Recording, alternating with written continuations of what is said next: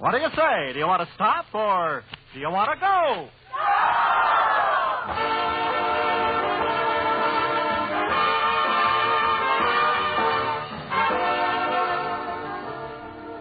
McKesson and Robbins, makers of Kellogg's Tooth Powder and Vexel Vitamin B Complex Capsules, present the mental magic carpet of radio, Stop or Go, starring Joey Brown with Matty Malnick's orchestra. And tonight's special guest stars, Jack Benny, Dorothy Lamour, Rudy Valley, Orson Welles, and Hedda Hopper. And now... Ladies and gentlemen, this is Orson Welles.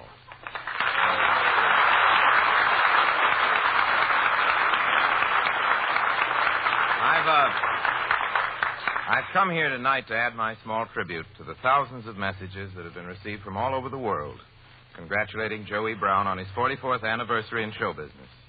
There's no better loved person in the entertainment world than Joey Brown. He's endeared himself to the public by his many humorous roles on the stage, on the screen, and on the radio. He's beloved by every boy and girl in our armed forces. Joe has entertained these kids in every theater of the war.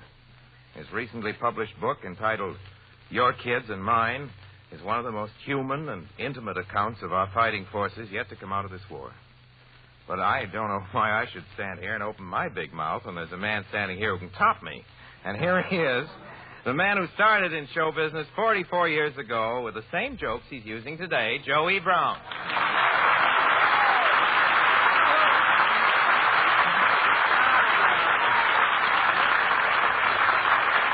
Thank you.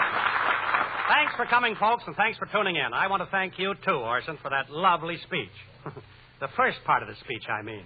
Oh, well, now, Joe, I hope you didn't resent me saying that you had a big mouth. I think it's a wonderful trademark, like Durante's nose and Clark Gable's ears and Lana Turner's sweater. It's a nice trademark. I think your mouth is beautiful. Oh, Orson, you're just saying that. You're just saying that because it's true. Joe, will you do a favor for me? Just once, I'd like to see you open your mouth real wide. You mean all the way? All the way. Oh, I don't want to. No, I'll go ahead. Oh, I don't want. Well, all right. That was wonderful, Joe. I only wish my brother was here so he could have looked into your mouth. Why, is he a dentist? No, he's looking for an apartment.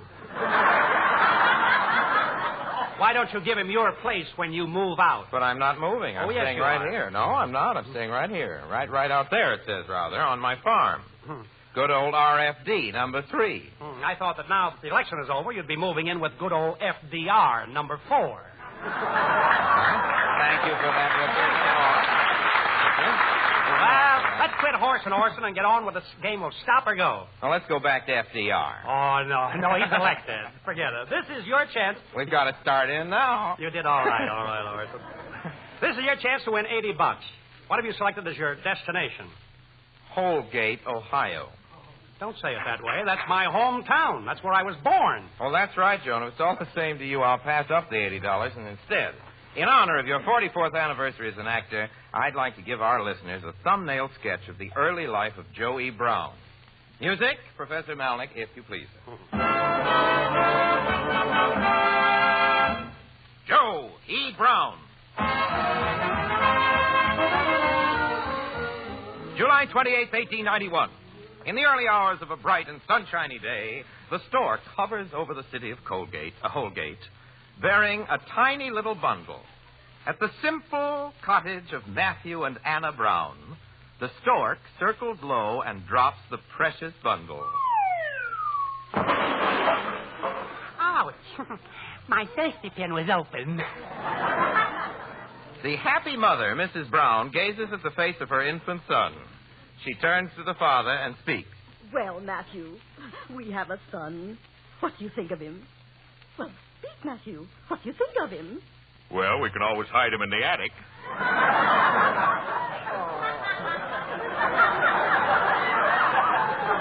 Look. I get a character like that, I can get my teeth into it. Oh, look there, Matthew. The baby's lips are moving. I think he's going to say something. Goo-goo. Is that all you can say, baby? Just goo? Well, when you gotta goo, you gotta goo.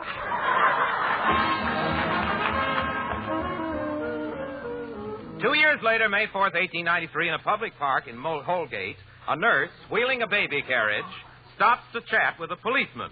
Hello there, Officer McWell. Well, hello, Maggie. Why are you dragging that baby carriage behind you instead of pushing it in front of you? Well, sure, the brown baby is in that carriage, and I can't stand to look at his ugly kisser. June 10th, 1898. Who is that, Barry Fitzgerald? It was a red-letter day when Joe E. Brown entered school. The years passed, but Joe didn't. Joe finally left Holgate subnormal with a degree of FFAM. Hey, wait a minute, Orson. What is that FFAM? Full-fledged apprentice moron. Look, Orson, I'm surprised at you. Why do you come on my show and tell those bum jokes? I got to tell him someplace. I haven't got a show of my own. Thanks, Joe, for the use of your audience. Thank you, Orson. Ladies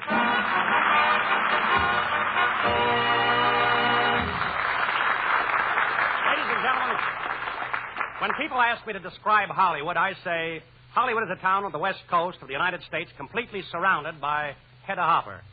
And we're very happy to have that famous and gracious lady here tonight. Meet our next contestant on Stop or Go, Miss Hedda Hopper. Oh, thank you, ladies and gentlemen. Oh, I'm very happy to be here for Joe's 44th anniversary. And I want to say that for a guy that's been facing audiences for 44 years, you certainly wore well. Thanks, Hedda. And I want to say that you haven't done badly yourself. I see you've got quite a nest egg. What nest egg?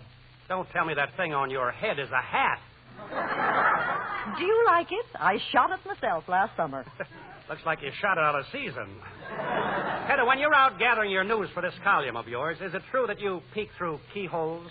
Oh, Joe, that's preposterous. I never peek through keyholes. Is that so? Then how come you're only bloodshot in one eye?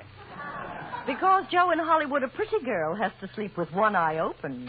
Yeah, I see.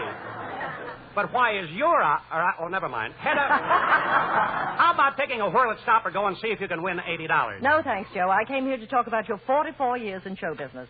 I'd like to ask you a few questions. Tell me, Joe, have you ever been written up in Who's Who? No, but I had my picture in What's This? Oh, come now, Joe. You're being too modest. You know I've got to have a story for my column. Tell us about your early days in show business. Well, I started out with a circus when I was 9 years old. First, I was an acrobat. Then I became a lion tamer. If I do say so myself, I did a great act with that lion. Ah, yes, and how that audience cheered when that lion stuck his head in your mouth. Now, you start. Gosh, Hedda, I didn't know that you saw me do that act. Oh, I didn't see it, Joe. My grandmother told me about it. Now, wait a minute, Hedda. You were around when I did that act. Oh, now, really, Joe. I'll admit that I'm at the age where a cup of hot tea rests me, but I'm not that old. Well, you're old enough to remember the last president, aren't you? Why, of course, everybody remembers him. No, I mean the one before Roosevelt. Now, Joe, is that nice? But, Hedda, you hurt my feelings. After all, I'm not very old either. I don't know why you should make fun of my age and my big mouth.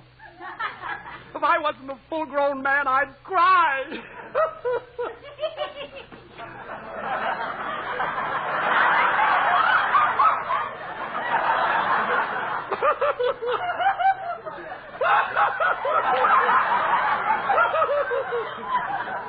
And I always thought you were one of my best friends. Oh, no, Joe, don't say that. Don't call me just a friend. I thought I was more to you than just a friend. Is there something you'd rather call me than friend? No, Hedda. You and I could never be anything but friends. Oh, please, Joe, don't say that. Come over here. Come over here. Over here? Yes. Well, Rest your head on my shoulder. That's it. There. Now, am I just a friend? Yes, just a friend. Oh, no. Let me put my cheek against yours. There. Now. Am I still just a friend? Yes. Just a friend. Well, then there's only one thing left to do. I must kiss you.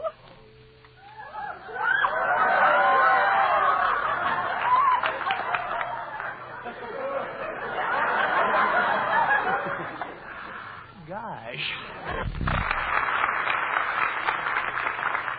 Well, thanks, Hedda. Hedda, for coming here tonight. You're a great sport, and you'll always be one of my dearest friends.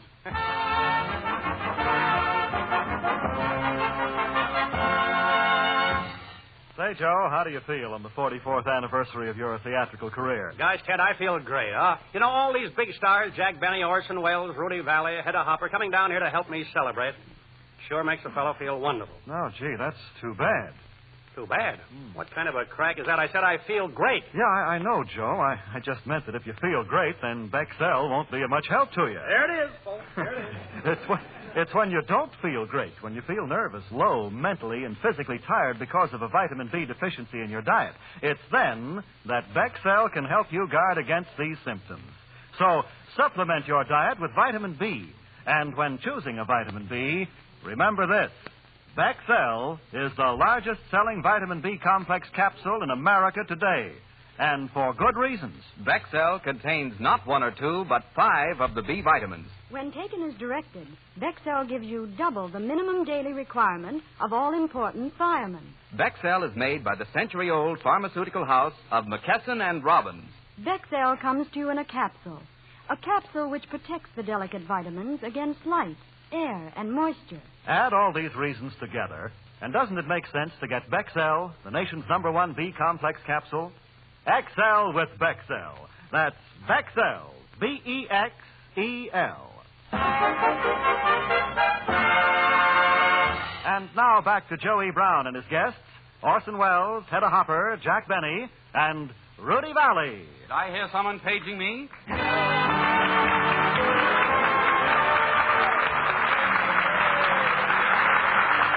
Hi-ho, everybody. Hi-ho, this is Rudy Valley. Welcome, Rudy. Welcome to Stop or Go. I'm happy to be here, Joe. I wouldn't have missed this 44th anniversary party for anything. I came over tonight particularly to see your scars. Scars? What scars? Well, Joe, during 44 years of standing in front of audiences, you must have stopped something harder than a tomato.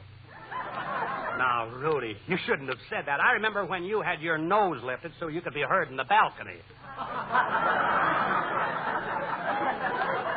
Look here, Joe, let's not talk about me. Let's talk about you.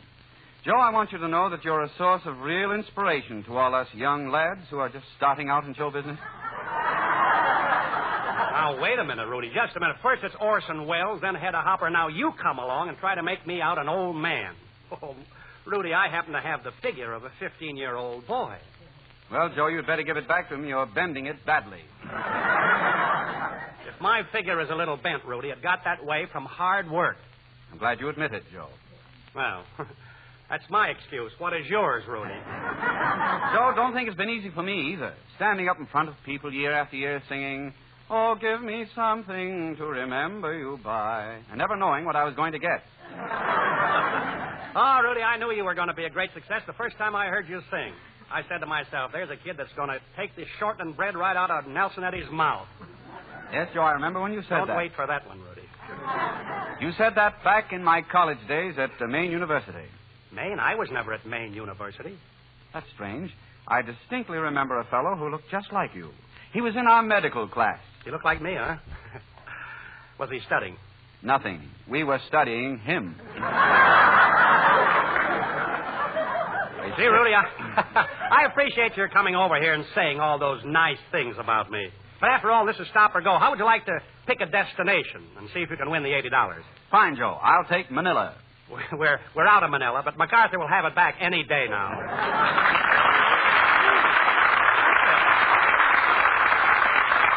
Not such a bad joke for an old man at that, is it? So I'll tell you. Suppose, as your subject, you take music. Mm-hmm. We'll need the assistance of our orchestra, Matty Malnick and his Los Angeles River Washouts. A clean-looking band if I ever saw one. Rudy, I'm going to have the orchestra play a portion of a familiar song. All you have to do is to identify it. Seems fair enough. Let's have the music. Okay. 1, 2. All right, Rudy, what is it? I'd like to have the boys play it again. I didn't quite get the first part. Well, that's all right. We want to be absolutely fair about this thing. Better play it slower this time, fellas. Ready? 1, 2. Okay, Rudy, there you are. Now, what is it? The 65th measure of the 5th cadenza of the 3rd movement of the 6th Symphony written by Tchaikovsky in the spring of 1893. No, 1894. 94, yes. Oh, yes. But on what color paper?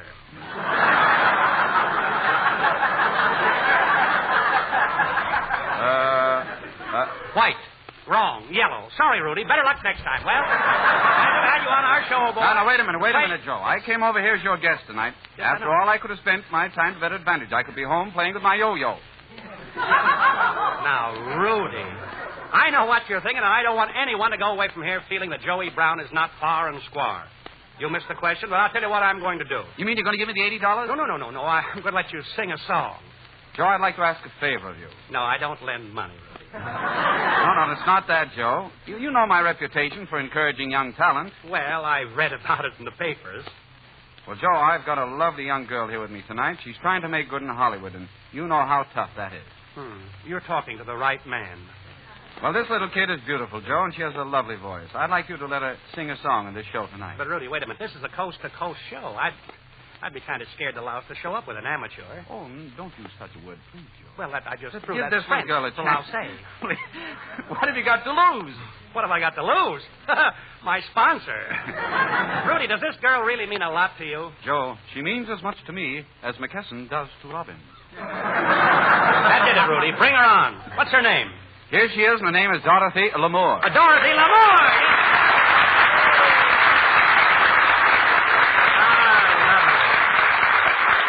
Thank you. Joe, I just had to come down here tonight to wish you luck, old-timer. Gee, you're looking swell, Pop. I'm glad to see you, too, Dottie, but what's the idea of the old-timer and pop stuff? Oh, Take it well, easy. I was only kidding, Joe. That's better. Joe, you know, to me, you'll always be the Mickey Rooney of the Civil War. And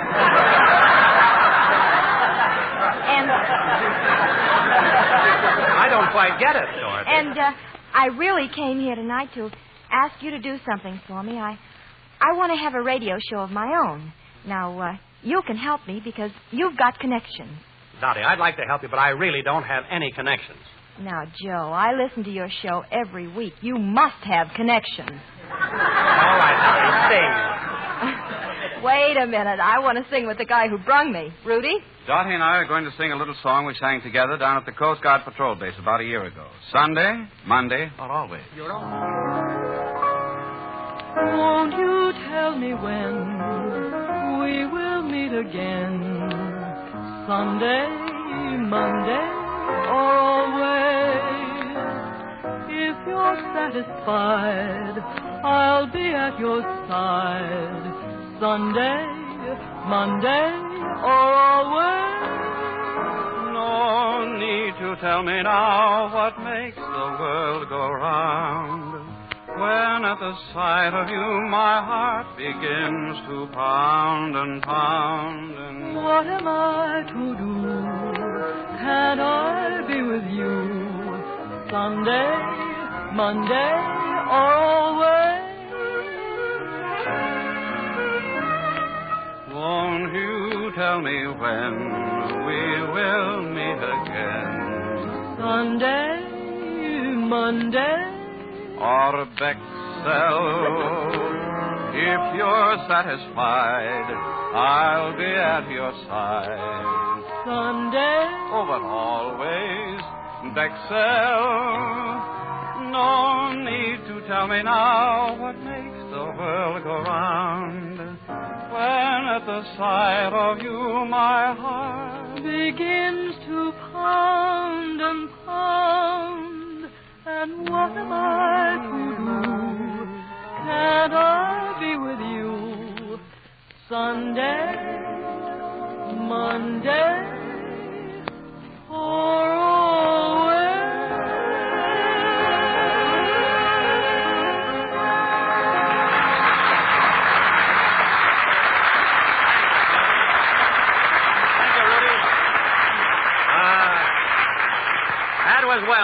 That was swell, kids. Really swell. And now... Say, Joe, look who just came in. Jack Benny.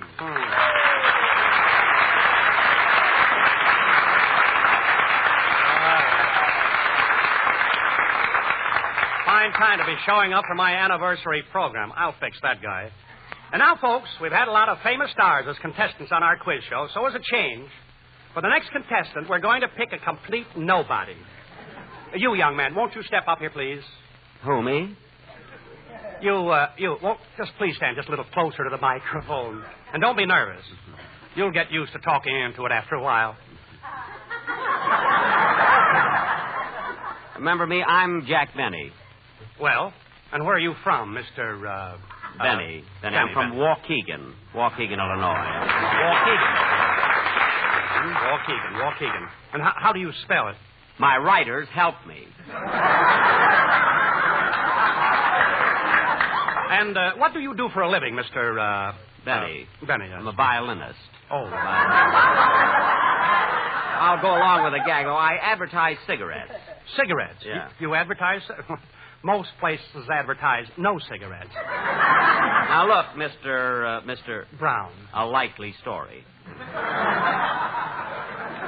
Now, look, I came here to make a living. I mean, $80. You do give away $80, don't you? Well, you earn it, yes. But you have to answer questions. Don't tell me you'd like to try it. Well, it might be worthwhile. I mean, educational, of course. Oh, yes. I know your type. If you answer the $80 question, you'll probably refuse to take the money. Well, if I do, force me. Look, Mr. Benny, for example, do you want to go to Paris for $80? For $80, I'd go to Berlin. Okay, our first stop is Glendale for $2.50. Here's one of the easier questions. What's the chemical formula for tetraethyl chloride? What's that? I say, the chemical formula for tetraethyl chloride. I should strain myself for a lousy $2.50. Well, that was so simple, I'll give you another one. Now, here we go to Las Vegas for $5. What is meant by photosynthesis? Photo what? Photosynthesis.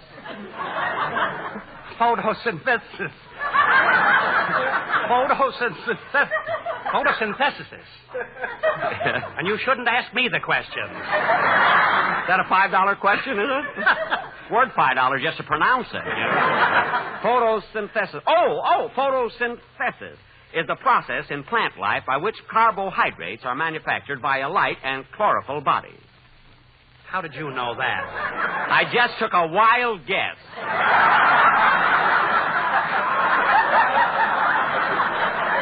I'd better hide my answer sheet. This guy sees more than a sailor with a 3-hour pass. All right, we're in Las Vegas with $5. Would you like to keep going? Certainly. What can I do with $5 in Las Vegas? Very well. Your next stop is St. Joe. Oh, swell. They love me in St. Joe. They love me in St. Joe. Yeah. Here's your question. Who invented the practical unit of the electrical power? What? I say, who invented... Wait till I look back at that. You're killing a wonderful gag here. You know that. Go ahead. Ask me that again. I'm trying, Jack. Who invented the practical unit of electrical power? What? That's correct. James Watt. Well, it's about time. Gee, I'm a regular Joel Kupperman here. And now on to Chicago for $20. And here's the question. Where are the immigrants quartered when they arrive from Europe? Immigrants? Immigrants. Ellis. Mm-hmm. Come on. Ellis what? Ellis MFT.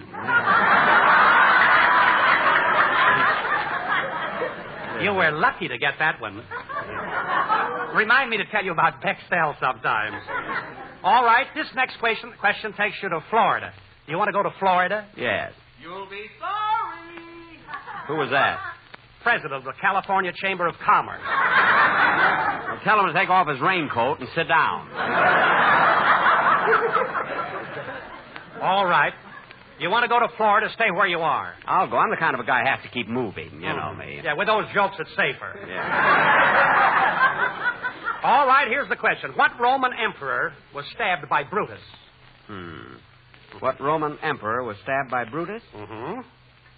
You know, Joe, you've got a great show here.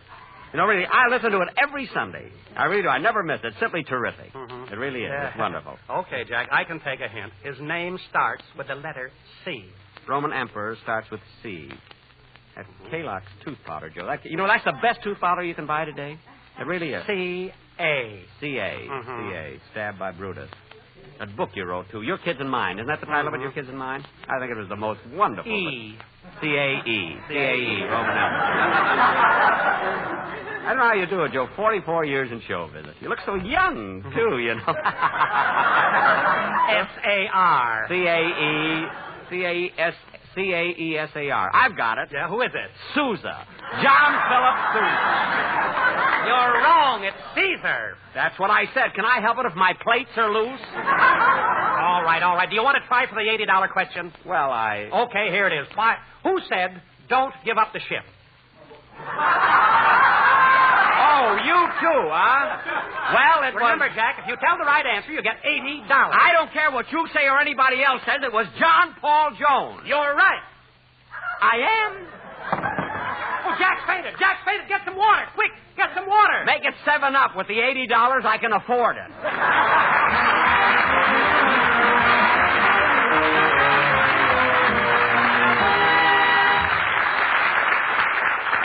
You hear a lot about what various vitamins may do.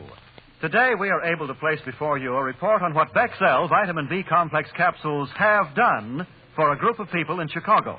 We think that you will find these facts helpful. Several doctors in Chicago took a group of men and women, not sick people, but people who led normal lives, went to work every day, ate an average diet. And they gave these people Bexell Vitamin B Complex capsules for 90 days. What happened? The doctors in charge reported this. The supplementation of average diets with Bexell Vitamin B Complex capsules had a favorable effect in the reduction of fatigue. It also indicated a beneficial effect on mental alertness, appetite, and sleep. And this happened in enough cases for the results to be scientifically significant. If you have been feeling under par yourself, tired, nervous, and fatigued, it might be due to a mild vitamin B deficiency in your diet. Find out what Bexell can do for you. That's Bexell, B-E-X-E-L, Vitamin B Complex capsules. Here is Joey Brown again. Ladies and gentlemen, there's so many warm thoughts around my heart. The words won't come to my lips, and I believe if I had my choice of all things, I would rather have the love of my fellow man and then pray that I would never let them down. I'm deeply honored by the appearance, voluntarily, of these grand friends, Jack Benny, Dottie L'Amour, Rudy Valley, Hedda Hopper, and Orson Welles. I also want to thank the listeners of Stop or Go and all the kids in the armed forces that I've been privileged to entertain. And thanks to McKesson and Robbins, the makers of Kalox and Bexell, for making this 44th anniversary broadcast possible. Thanks again, and good night. Stop or Go was presented from Hollywood by McKesson and Robbins. Jack Benny appeared through the courtesy of Lucky Strike cigarettes. Rudy Valley through the courtesy of the makers of Dream Shampoo. Hedda Hopper through the courtesy of Armour and Company. Dorothy L'Amour will soon be seen in Paramount's A Medal for Benny. And don't forget, Ted, Orson Welles appeared through the courtesy of Rita Hayworth. Good night. Good night, Joe. This is Ted Myers reminding you to listen to Stop or Go next Sunday at the same time. What is Yodora? Yodora is the modern cream deodorant. Yodora is gentle, soft, delightful to use, and actually soothing to normal skins. Yet Yodora gives prolonged protection. Y-O-D-O-R-A, Yodora, spells the modern cream deodorant. This is the Blue Network. 6 o'clock at KECA, Los Angeles.